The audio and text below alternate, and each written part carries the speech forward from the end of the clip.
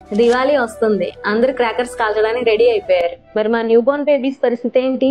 నేను doctor Anitha Chaganti, consultant neonatologist and paediatrician in Guntur. So దివాళీకి అందరూ క్రాకర్స్ కాల్చాలనుకుంటారు. సో కరెక్ట్, బాగానే ఉంటది, కాల్చొచ్చు, ఎంజాయ్ చేయొచ్చు.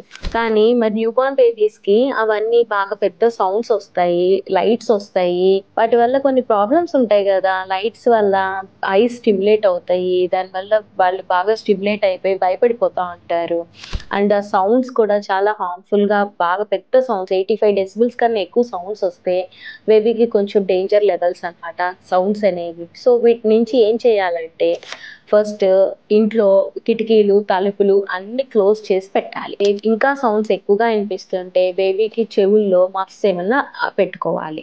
తర్వాత పొగ రాకూడదు. పొగ అనేది కూడా బేబీస్ ఇరిటేట్ అవుతారు బేబీస్, అండ్ అది బ్రీతింగ్ ఇష్యూస్ కాజ్ చేయొచ్చు, స్కిన్ ఇరిటేట్ అవ్వచ్చు. దానిలో ఉండే కెమికల్స్ అనేవి చాలా హార్మ్ఫుల్ ఉంటాయి కదా. సో ఈ జాగ్రత్తలన్నీ తీసుకోవాలి. అంతేకాకుండా ఎవరైతే వెళ్ళి క్రాకర్స్ కాల్చి వస్తారో వాళ్ళు డైరెక్ట్ గా వచ్చి బేబీని టచ్ చేయకూడదు, అస్సలు టచ్ చేయకూడదు. ఎందుకంటే వాళ్ళ హ్యాండ్స్ కి అవన్నీ కెమికల్స్ ఉంటాయి కదా. So they have to go and take bath. After that they have to come and touch the baby. ఈ టిప్స్ పాటిస్తూ you can enjoy crackers in Diwali. So newborn babies ఉన్న పేరెంట్స్ అండ్ ఫ్యామిలీస్ అందరికీ ఈ వీడియోని share చేయండి.